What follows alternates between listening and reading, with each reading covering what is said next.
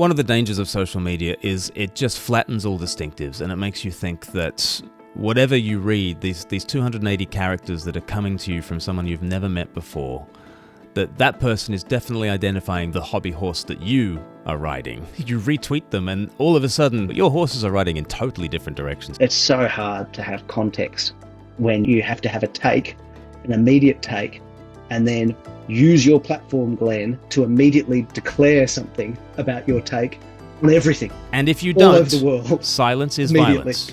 Yeah. You're complicit, yeah. Hi, I'm Glenn from Speak Life. We like to see all things through the lens of Jesus, and I'm joined today by Mikey Lynch, all the way from Hobart in Tasmania. Hello, Mikey. Hi, Glenn. How you going? Really well, thank you. Why don't you introduce yourself to us, and especially get us excited about your new book, The Vine Movement. So I work as the editorial director for the Gospel Coalition Australia's website, and also lead the staff team for AFES, which is like your UCCF down here in Australia. With a staff team at the only university in Tasmania, the University of Tasmania. So just at our Hobart campuses, lead that team. And yeah, I've just had a book come out with Matthias Media earlier this year, all about the relationship between church and parachurch. I don't know if this, sometimes the cameras reverse things. I'm not sure if that's how it works here. You can see that, the Vine Movement, it's called. Picking up on the, there was the Trellis and the Vine book, and then the Vine Project. So it's kind of running with that theme. As best as I know, it's the most comprehensive book on that parachurch topic so far that's been released, because I don't know, I thought more had to be said on the topic in general, but also a lot of the stuff out there is little articles, little workshop, half a week in a curriculum on global mission and the local church. Do you know what I mean? Like, it's in bits and pieces. And I thought it would be really helpful to try and pull a lot of that in one place, both on the theology, but then also the kind of the history, because there's been such a multicolored history of different kinds of kind of not church ministry things over the last 2 millennia. And so I wanted to try and do a bit of that, kind of the history and practice of all the different sorts of parachurches that are out there as well. So yeah, anyway, get excited. I think it's a really useful resource, and I don't think there's anything quite like it out there. And it might need to be in conversation with, certainly there's quite a bit of criticism, I know, from certain quarters, certainly in the UK, about parasite ministry. And they will say things like, well, the church is God's mission strategy for the world. And, Jesus has given us these communities of faith gathered around word and sacrament. Why should we even have parachurch organizations in the first place? And I'll give you one story. A friend of mine is a church leader. There was an elderly member of his congregation who died, and in going through her finances, it turned out that she gave to something like 13 or 14 parachurch organizations, and she wasn't giving to her local church. And he presented that to me as an example of, isn't this the sort of the parachurch overreach in this age where there's a million ministries that are taking resources away from where God's mission strategy actually is, which is the local church. So, Mikey, defend yourself and defend me, because I'm part of a parachurch ministry myself. Yeah, I think it can go in both. There's kind of two variations of it. On the one hand, there can be there are those, we can maybe come back to the idea that there are some on the parachurch end who want to say, all parachurches are different expressions of church, so that there's the apostolic band is as much church as the local church, and Speak Life is as much church. And, so there's that version, which kind of wants to say everything's church. And so there's no such thing as parachurch, because it's all just different expressions of the church, building on the kind of Ralph Winters sort of take. But yeah, then there's the other, there shouldn't be such a thing as parachurch. It should all be the local church. And maybe an extreme version of that is like Steve Timmis and Tim Chester's book, Total Church, where they even said counselling and world mission and theological education, all of it should happen, not just in the denomination, but actually in the local church. All of those things should take. So that's kind of an extreme end there. Yes. Interesting, they had to publish the book with a publisher that was not itself a local church. yeah, that wasn't published by Crowded House. That's right. So I try and make the case for the fact that, on the one hand, the local church and the other structures associated with it are God ordained in a way the other things and organizations Christians might do aren't. So, on the one hand, saying yes, there is a divine ordaining of the institutions of the church. But then I think by recognizing that in the first place, the Lord of the church is Christ Jesus and he's reigning on high and rules through his spirit, that means that actually our vision of the universal church always sort of should relativize human institutions and structures, even the church, even the local church, which is a divinely sanctioned one. It's a divinely sanctioned, this world, imperfect human expression. And so you kind of see, I think, both of those things in Acts, where on the one hand you do have leadership and councils, and mission gets slowed down in order to do things in good order to a certain extent. But on another extent, the gospel makes its way to Antioch before the apostles quite know what's going on, and they have to send people, Paul and Barnabas, to find out what's going on after the fact. And so there's a catch-up dimension going on, and I think what you see in Acts, you could drop a pin at any point in church history, couldn't you? And you'd see that there are the formal structures, but then there are this leading beyond that in a whole range of different ways over the centuries. So I guess I'm trying to argue, for a sense of going, let's put a centre on the local church as important, and other things should recognise the importance of the local church, but not in such a way that absolutizes the local church. So we want to be saying to that woman, do give to your local church as a central expression in ordinary circumstances of your Christian theology and identity, and we shouldn't police every single cent you give as if it, or every single, well, whatever it is, centime or shilling Denarius. or whatever it is we're up to now. Yeah, we shouldn't have to police all of it. We'll recognise there'll be other expressions of generosity that go beyond the local church giving. Do you have like an overarching like paradigm? Like how should we think of that interrelationship between church and parachurch? What are sort of the categories we should think in? Yeah, so on the one hand, you begin with the categories of your ecclesiology, if you're addressing a question to do with church, right?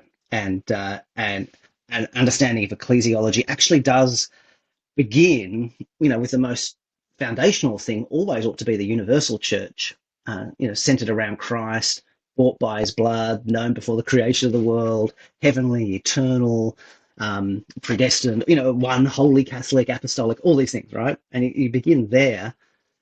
And your local churches and your bishops and your sacraments, they're all secondary to that. You've got to have that kind of 1 Corinthians 13 lens on the church of going, well, actually, there's a whole lot of things, with the various gifts, and you could say the various offices of the church that are temporary and that fade away. And so in that sense, the highest office is son and daughter of God, isn't it? Because that one doesn't fade away. And the love that is associated with it doesn't fade away. Whereas the offices of bishop or deacon or evangelist and the gifts and various ministries, yeah, and even then the structures of individual local churches and interchurch denominational courts and whatever else, that stuff fades away. So got to begin there, which already then, doesn't that? That's already kind of undermined primacy of bishops or pastors or elders or deacons or denominational constitutions. So begin there, but then say the same Lord who is the Lord of that universal church expresses and manifests that church in time in local fellowships. And so we express that eternal reality, heavenly reality in time in local fellowships. And I guess that's the second thing, is to go a definition of the local church. For me, I make a case to say that it's not simply any group of Christians gathered round the word, engaged in edifying and evangelism. That's church as church, but a church is a formal gathering of Christians, or formal community of Christians who gather, so there's something formal about it. Even in that famous, Matthew 18 that people quote, 2 or 3 are gathered, Jesus is with them. It's interesting, even in that passage, there's still a concept of church. Because Jesus says, talk to the two or three, confront a brother in sin, two or three, and if they still won't listen, tell it to the church. So conceptually, Jesus is still distinguishing between the two or three with whom Christ is in their midst, and the church is this more formal body that you escalate, discipline to eventually. And it's a part of church discipline that's happening in Matthew 18. Like this this Yeah. is how the church is being the church. The context of it is not Jesus saying in a blanket way, wherever two or three are gathered in your name, there I am in your midst. Although you can make an application of Matthew 18 to that, and you can extend his teaching from Matthew 18 to that situation. But the situation he's envisaging there is church discipline. So it's a very churchy thing. Yeah, that's right. And there are a few things you can say are peculiar, are the points where it becomes especially in practice, we all end up with some kind of formal church. Where does discipline take place? How is membership recognized? And how is leadership recognized? Like those seem to be three pretty concrete things that you say, well, you're a leader, but of whom? You belong, but where? You no longer belong because you've done something wrong. That requires some degree of a boundary. So if there are two poles, the universal church and then the local formal fellowship, um, uh, as two sort of things, then I think there's a strong case to say that the local church is the God-given structure for discipline, for leadership, for the ministry of the word, for the expression of that universal church. But it's incomplete, it's temporary, it's imperfect, it's secular in the sense that it's of this age, it's led through imperfect spirit-led people in this world, and so we must never make it as if it were the universal church, like make the big capital C Catholic, Roman Catholic type error where you over associate any human expression of the church with the universal church. And so then that opens the space for the many other things that Christians will do in terms of good deeds and evangelism and ministry and fellowship that go beyond the local church. And I think there it's helpful for your definition of parachurch to be pretty broad, to basically say it's any Christian ministry beyond the earthly church, that institutional earthly church. Okay.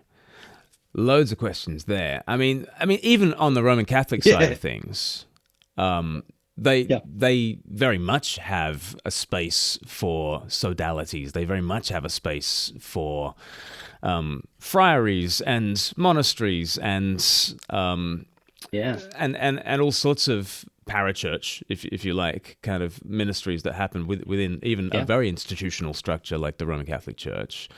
There you go. So even they, very quickly, had to make space for those. Yeah, and the missionary efforts of the medieval church are, I would say, a great advertisement for the Vine movement. Why was there a church in Britain if not for missionary bishops sending missionaries to do their thing, and missionary bands to establish local churches, but also to establish schools and many other ways of extending the ministry of Christ, not simply in local church expressions of word and sacrament. So it's always been a thing, hasn't it? The sodality, the parachurch ministry has always been a thing. How do you, though, how did those expressions of the ministry of Christ be governed? And how do we ensure that they are truly Christian ministries? Because I've met some ministries that claim to be Christian ministries, and I've got serious doubts about which Christ they're even talking about. So how do we solve that problem? Yeah, I mean, look, the Roman Catholic history is interesting because you see there the same as you see in any other wave of this history, where to some extent it's an absorption of what was happening anyway. And then to go, since this is happening, how do we manage it? Oh, it's kind of good this is happening, so how do we harness it? Oh, it's going too far, how do we rein it in? So it's not as if they came up, they came up with a perfect thing. At various points, like the Fourth Lateran Council, they said, no more, that's enough. No more new orders. Right. So there's various points where there's attempts to control in various ways too. So yeah, it's a perennial challenge in various ways. I think again, going back to saying if there is a centrality of the local church and the formal offices, as in like the elder, deacon, so on, given to the church, then that should, in all but extraordinary type circumstances, have a central place in how you recognise someone, as a member in good standing or as a leader in good standing. And the most normal way to do it is that you have people in your parachurches who are also ordained as leaders within your church structure. I mean, that's the neatest way to do it. But even if you're not ordaining, um, there's the simplest version is to say you don't appoint someone as a leader on a camping ministry or in the working within the Speak Life without a reference from the church they go to. But that's the simplest version of it. And that low bar often doesn't get met. Often people are appointed to quite significant roles of influence when they actually may not have any home church or may not be in good standing in their home church. No one, maybe they get asked for references, but no one calls up the reference who actually asks, hey, they go put your name down, are they in good standing? Often those even that bare minimum doesn't get met. And there's the famous example of the Ravi Zacharias International Ministries, which was declared to be a church for tax purposes. Oh, right. Oh, really? Wow. Right. Yeah. So entirely for financial reasons, for tax purposes, they declared themselves to be a church. But it also helped Ravi himself to be able to say, "Are you a member of a church? I am the church." And away he went, and the lack of accountability there was absolutely grievous. So yeah, there are low bars that we ought to meet, and there are also high expectations that we ought to have. How do you reflect on some of the failures that have been quite prominent in parachurch ministries in the last couple of decades? Yeah, I mean, we've been saying that parachurches have always been there to some extent, and that is true to some extent, and it has had its failures in the years gone by as well. Often new orders, say again in the medieval church and so on, they were started because the last one had gone worldly, and the new one gets started as a renewal movement, whether it's the Franciscans or whatever else. Um, so but there's been a massive increase in the number of parachurches. I mean, there was a huge boom in the Victorian era; it just went bananas then. But then even still further since the 1970s, it's exploded still more. So there's been these modern waves, and I think you guys talked about a bit of this on your with your podcast with Andrew Wilson. About just some of the even just the secular structural changes, like the way not-for-profits are regulated and recognised, things like that can speed up the way these things are founded. So, like the very early Protestant mission societies in England were established by royal charter, and that was really the only mechanism for establishing a charity was you get the Queen or the King to, kind of recognise it as a legitimate body to gather and hold funds in trust. But within a century, suddenly it became normalised to just have a constitution and have a board, and you then established and off you went. And then suddenly that speeds things up a great deal. And then when you add in tax breaks, these kinds of things, that speeds it up still further. So so there has been a massive increase, and yeah, with that, the scope for the sinful nature to run riot has increased too. And it's depressing, isn't it, Glenn? Like, it's been really depressing being a Christian this last 10 years.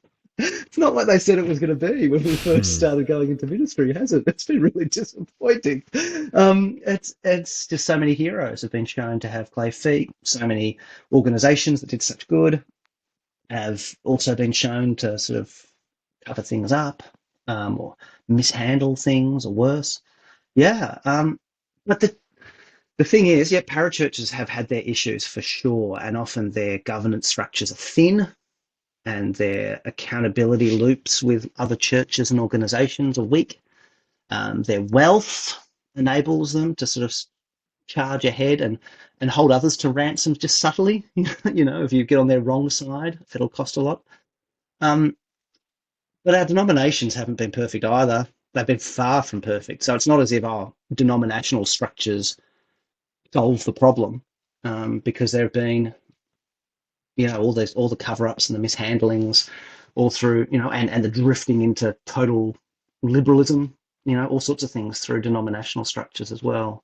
I mean, certainly it seems from the Royal Commission stuff in Australia on institutional abuse that especially hierarchical structures, whether parachurch or church, Salvos, Catholic, Anglican, Hillsong, particularly seem to have a challenge. If there isn't some distribution of power in your governance, that's exposing it. It's not to say that the Presbyterians and the Baptists are without their, because again, there's been exposés with the Southern Baptists in America. But I guess that highlights the fact that even if your governance distributes power, it can still become in practice, ruled by the few, can't it? So even though you have congregational meetings and elderships and so on, in the right contexts, the powerful can still make it more hierarchical. Just as in an Anglican or a Salvo setting, you can distribute power, even if your constitution is more linear, you can actually distribute power very well in practice. Yeah, so it's not only a parachurch issue, but certainly parachurch has brought with it the recklessness of capitalism and late modern capitalism, of just going, if we can, then we should. Certainly seems to have been what it became at Mars Hill in Seattle, listening to that podcast, that Mike Cosper did, that it really did become, hey, we could, so we should. And it like almost this kind of manifest destiny thing going on there, which is really alarming. Yes. So paint a picture then about what is possible with parachurch ministries. Like what is the blessing that they can be to the broader church? Yeah, you know what? It's funny because on the one hand, they obviously, we most immediately think they allow Christians to partner at a breadth, including often a breadth of doctrinal difference and church background difference, that we can connect on what we do agree on for a certain cause of good deeds or evangelism at a greater breadth.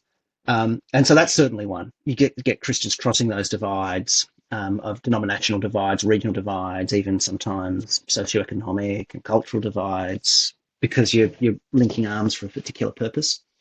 That's certainly one. Another is actually, funnily, the opposite. Like you could actually get together on a narrower platform.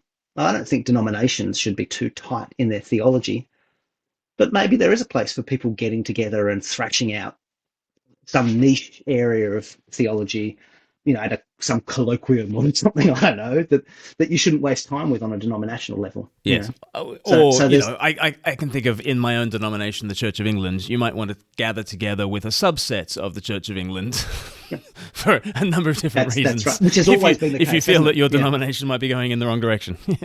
Yeah, that's right. Christians who are really into homeschooling, get together. And a church, I don't think, should be like you must homeschool, but there could be a space for Christians with a narrower vision of a way of living the godly life, getting together and thrashing that out. So it can connect us broader, can connect us more niche. It mobilizes people who may not have as much room to serve in many formal church structures, younger people, women often. People of, for whatever number of reasons, may not have that same opportunity to serve as meaningfully. And then there are just so many things that are just so hard to do. Like we were joking earlier, Timmis and Chester, for all their Total Church, published Total Church with a Christian publisher, because publishing is a complex and expensive exercise. I've gone to Reformed and Presbyterian churches, my whole Christian life since I was converted, and it's quite interesting there that the Reforms and the Presbyterian will go, well, we've got a strong vision of what the church should be and church order and church structure. And so everything should be managed by that. We have our mission society. We have our theological college. It's all managed. But even those things, they're a kind of parachurch. They're just a denominational parachurch. And they're relatively new. Like if you go back and look at the minutes of the General Assemblies of the Church of Scotland, only back a few hundred years, they're pretty brief because they're not doing much. It took them a long time to get a mission society going, and let alone now you look at, if you went to, your average Presbyterian church's minutes, it's hundreds of pages long with all their committees. You know what I mean? But that's a relatively new evolution. So I guess that's there's just so many good things to do. There's so many good deeds that we can do in the world, and parachurches facilitate that in a way that it would be difficult for a local church or even a denomination to get to it all. And I guess in some cases, should it be the denomination's job?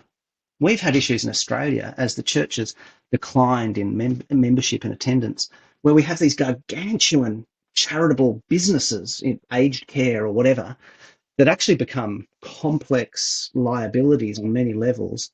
And you've got this tiny little denomination managing this massive multi-million. At what point do you go, oh, hang on, why should the church have, what makes elders and moderators the best equipped people to run aged care businesses? And so there are times, and even the local church, when you think of a new ministry, rather than going, how does my church start? We should start this. Well, maybe you shouldn't start it. Maybe you should partner with a parachurch that's already doing it, or even a non-Christian organization that's doing it. But not, you know what I mean? Not everything needs to be branded with your brand and housed within your infrastructure. Yes. Yeah. Yeah, I mean, right now in Eastbourne, we're gearing up. We're a small town on the south coast of England, and 7 different churches partnered together to offer a shelter, the winter night shelter, beginning December 1st and, Awesome. and running to the end of February. And a different church is the shelter for each night. And yeah, there's just a really tangible, obvious way of how you can club together as churches to serve a town.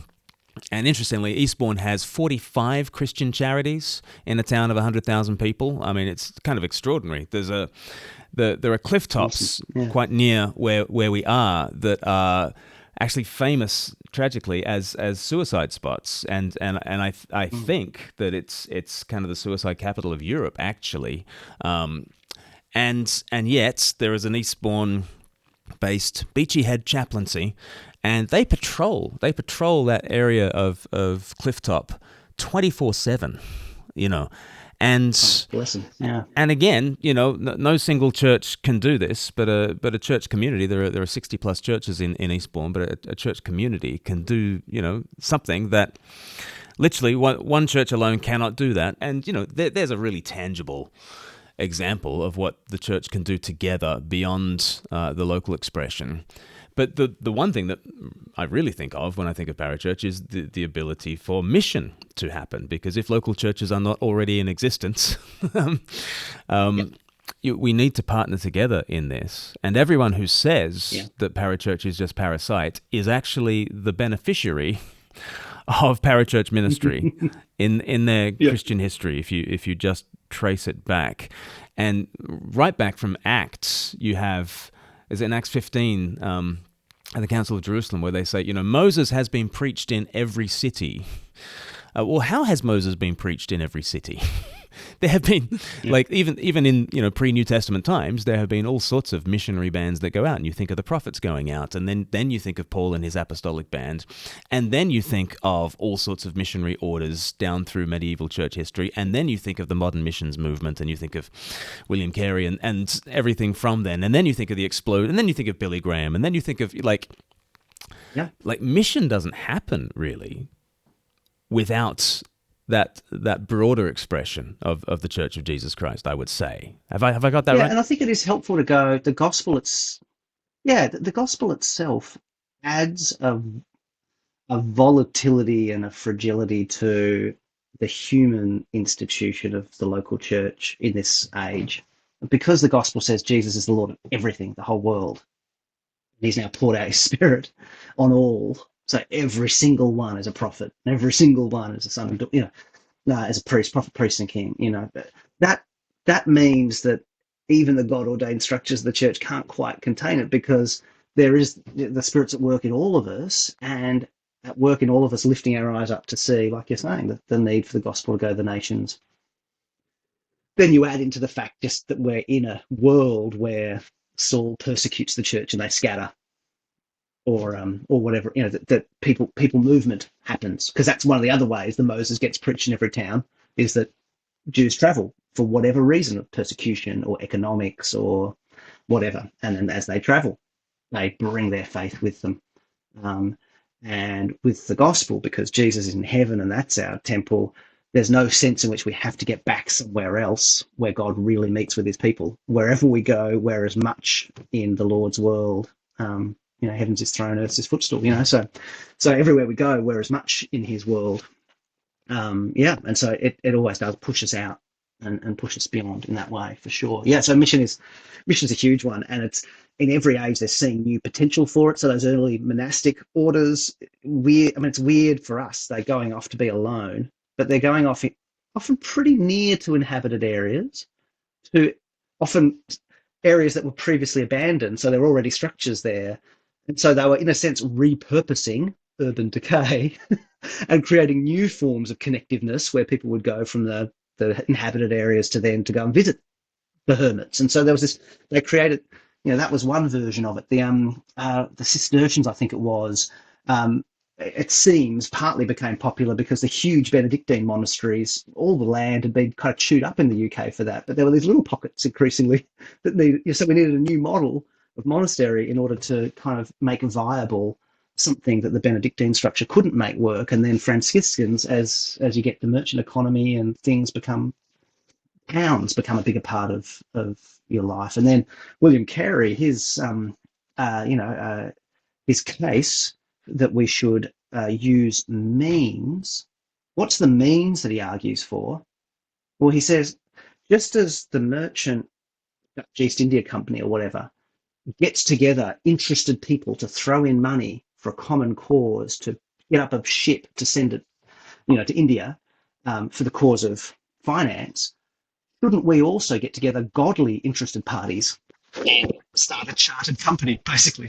So he's seeing there's this new form of mobility and use of capital, and goes, well, let's use that means, the means of the chartered company, and just have the chartered mission company to do it for a godly means, and on and on and on it goes, right? And so yeah, we part of our contextualizing, and like we were talking earlier, you've got to be careful about the sinfulness that comes along with this. Every contextualizing brings with it, so the monasteries brought with it that weird Gnostic sort of strange view of sex and the body and all sorts of strange things there, a very cultish approach to power and so on.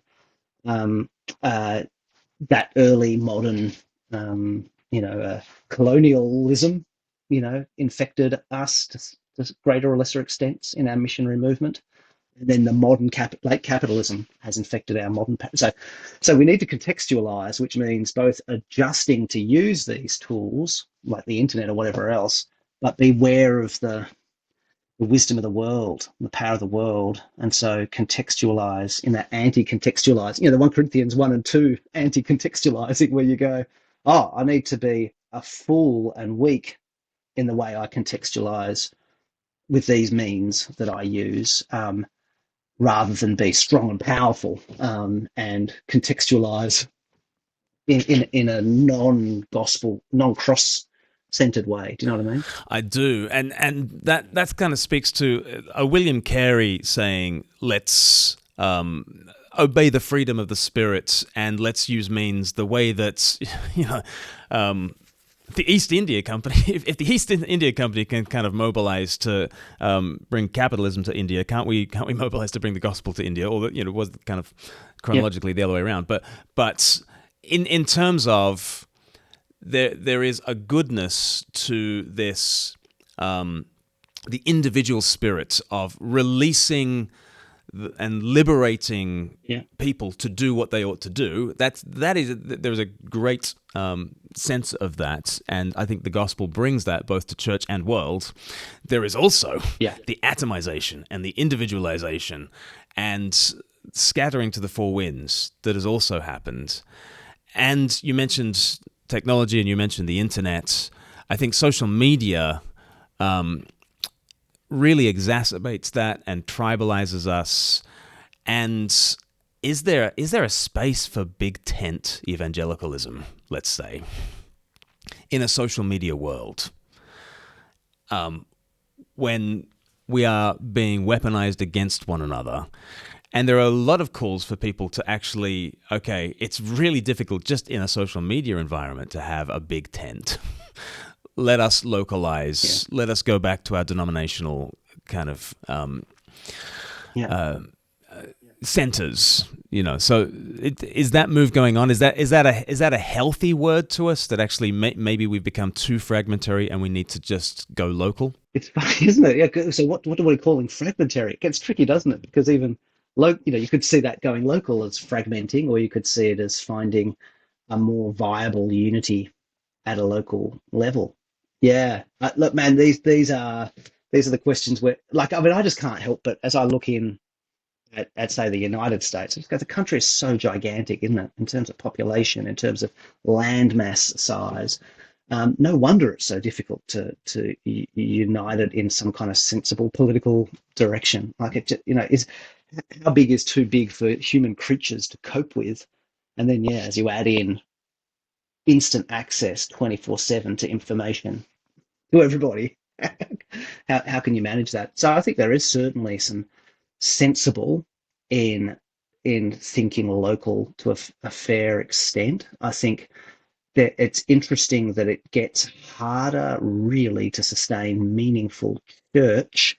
It, national is about as far as we get, and even then, that seems, since our populations have gotten so big and so on, like it seems even that's pretty hard to presume to run these worldwide church fellowships. Just seems like a lot of money spent on a lot of hotels and a lot of airfares. But there does get a point where you just go trying to sustain church infrastructure internationally does decay.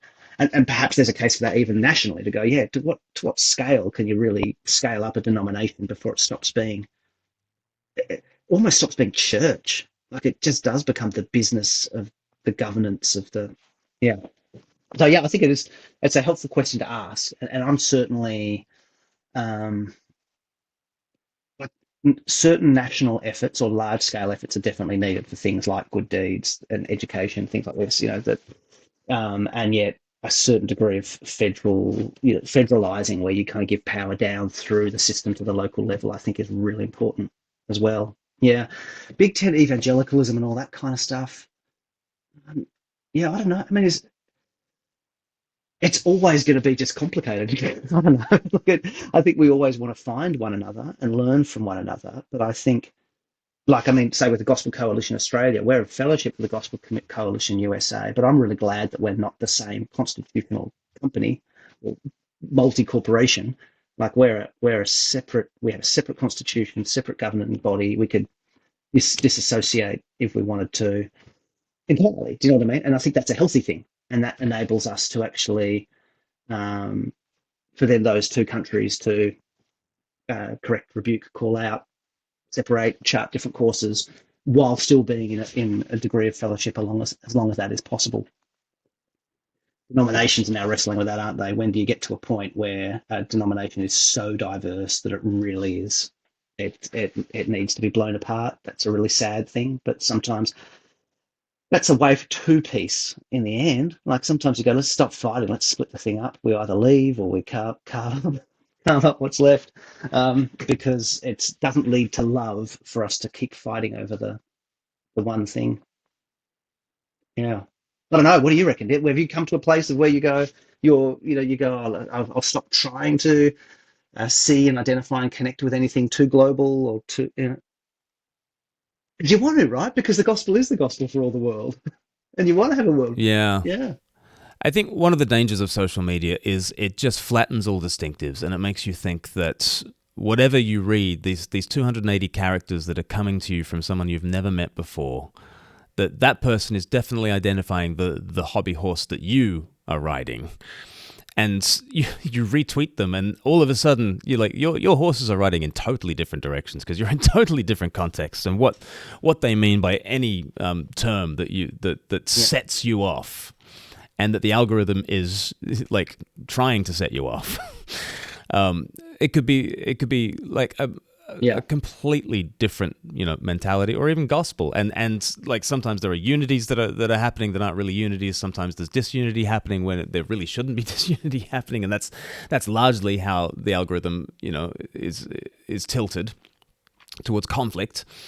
Yeah, and yet, I mean, I wrote a little article for TGCA a few months ago, kind of defending the Twitter sphere, because one of the responses to say things like when Gospel Coalition Australia published that Josh Butler article that rightly got criticised, um, was that some people who didn't like the criticism complained, "Oh, the Twitter sphere just off they go and they get outraged and angry," and I kind of wanted to defend the Twitter sphere because I thought actually in that case I thought Christians, sure, there were people just getting furious and losing their heads and being foul mouthed and unfair and all the things that the Twitter's so good at. But there were also a whole lot of thoughtful, measured, wise biblical scholars and uh, you know uh, abuse survivors and pastors and evangelists across quite a spectrum saying really sensible things about different things that they thought was uh, problematic with that article that I thought was really helpful, and I thought I learned a lot, and I was encouraged by it. So there is also an emerging consensus, even in the the dumpster fire, which is Twitter. And I've felt the same when I've connected with, I don't know, like other interests, art or film or whatever, where yes, there's the maniacs losing their minds, but then it's amazing how you go, wow, I feel like I'm kind of mates with some random person in wherever, because we happen to have like the same films and have the same opinions, and it can be really nice. So there's a good versions of it at the exact same moment. But it just we need a lot of wisdom, don't we? And it just stretches us. So it's so hard to have context when you have to have a take, an immediate take, and then use your platform, Glenn, to immediately declare something about your take on everything And if you all over the don't, world silence is immediately. violence. Yeah. You're complicit, yeah, and that's immense, yeah. I mean, it's interesting about the Joshua Ryan Butler thing is that like different people will have seen different things, and different people will have experienced different parts of the pushback, and Yeah, and have that's right. read, and so like, it's the same with like news, unfortunately. Like, well, like the news that you're reading is not the Yeah. news that I'm reading, even if we're in the same city, and that is just wildly fracturing. Oh, mate, I've got sort of like some social media which is mainly Christian leaders, other social media which is mainly people in more the arts communities, and say that the conflict at the moment in Gaza, it's like two different worlds. It's helpful for me in a sense to be able to hear both sides, but it's it's chalk and cheese to a significant extent how people are talking about the exact same event, and they're both citing experts, scholars, news, reputable sources. It's exhausting. Yeah. And one thing to do is to broaden the platforms we're talking about, because I think that Yep. podcasts, for instance, or long form YouTube is a very different environment to Mhm. Twitter. And, and with the Joshua Yep. Ryan Butler thing, you could get a Preston Sprinkle on and get into conversation, Beth Faulkner Yeah. and Josh himself, and like have a conversation Yeah. for an hour and a half. And it takes a very skilled kind of mediator type person like Preston Sprinkle to host that kind of thing. But I think that that is a healthy counterpoint to simple Twitter, where so much is the thumbnail and the Oh, title and the agreed. framing and the 5 words of copy that you know Yeah. are added to whatever it is, and out it goes. Yeah. So yeah. The flip side then with YouTube, because we can keep going about this, can't we? That YouTube then brings its demon other half is I could just go down a rabbit hole of one of these demagogues who does long form YouTube and talks to camera and can indoctrinate me at the extreme right or the extreme left. And I can go down it. Yeah. So that long form thing, I agree. It can really helpfully complexify, but it can also create this eccentric expertise where it's like, so, gosh, actually Hitler did have a lot of good things to say. Suddenly I'm, finding myself, or, gosh, I'm suddenly questioning the very givenness of the human body, Yeah. and so Yeah. that's the flip side with long form YouTube, isn't it? Yeah. Yes, yes. Yeah. And the helpful counterpoint is not one social media platform versus another, but actually the real world and touch grass and Hard grass. That's talk right. talk to a human being. Yeah, because Yeah. again, you're thinking of sort of Israel, Gaza, and oh my goodness, your head is in that space. You can then walk to the shops and actually engage with other human beings, and it's such Yeah.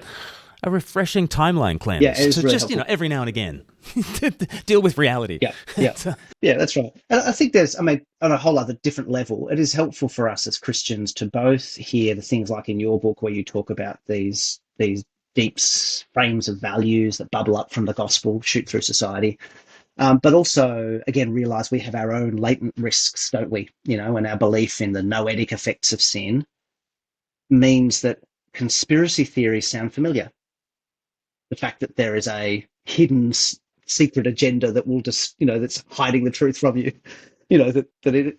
or our belief in God as a single God can make us liable to authoritarianism in the wrong contexts, or our belief in the end of the world can lead us to that kind of millenarian madness and so on. Catastrophism. So that's helpful too, I reckon. You can also like John Dixon's bullies and saints thing, isn't it? Where you go, where things go bad, um, uh, and so you end up with like militant monastic orders and things.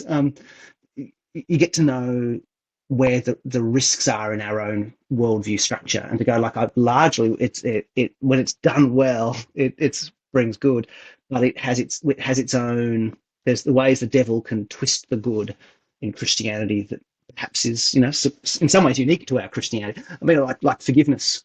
Like some of the cover-ups with abuse was a misapplication of forgiveness, wasn't it? Yes, So it's good for yes. us to know those things, to know what's the ways that what's fundamentally good about our thing can be poisoned so easily by the enemy. Absolutely. So, Mikey, your book, The Vine Movement, is out now. What do you hope for this book? So I hope that it helps kind of bring this conversation up in this kind of way. We've been talking both theology, haven't we, as well as I guess sort of variations of political science and history and whatever.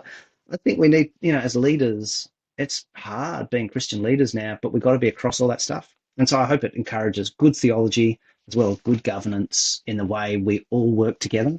So we're not just using simplistic slogans, simplistic theology, um, off the shelf governance that might be fine if you're running a soccer club, but it's actually risky if you're running a serious evangelistic ministry. So I hope it does that. I hope there's plenty of encouragement in it. Like we've been talking about these stories, whether it's the Ionian mission monks or the best of the Salvos or the Methodists or whatever.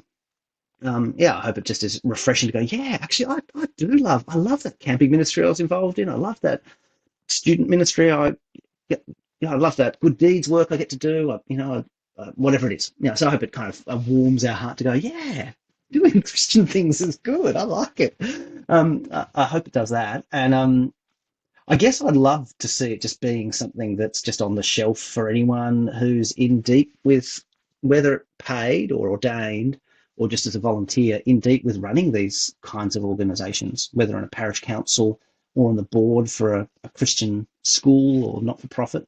Because it's kind of written to be a bit of a dip in, dip out. So you can go, oh yeah, what are some of the principles related to chaplaincy or academic freedom in theological colleges, or the risks with broadcasting and blogging, or let's go into that.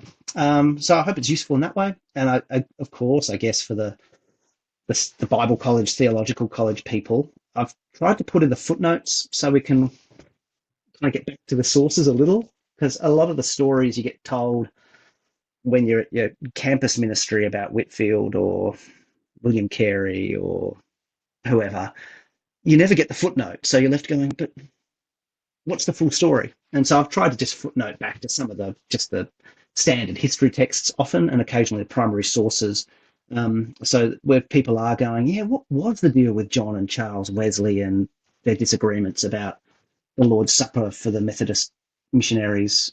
Then I hope I can kind of give you a page number for some of those things, so that we actually don't just hear the fireside story version of these things, but get access back to some more serious telling of the story in its context.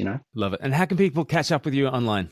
I'm on Twitter in the dumpster fire there, Mikey_G_Lynch.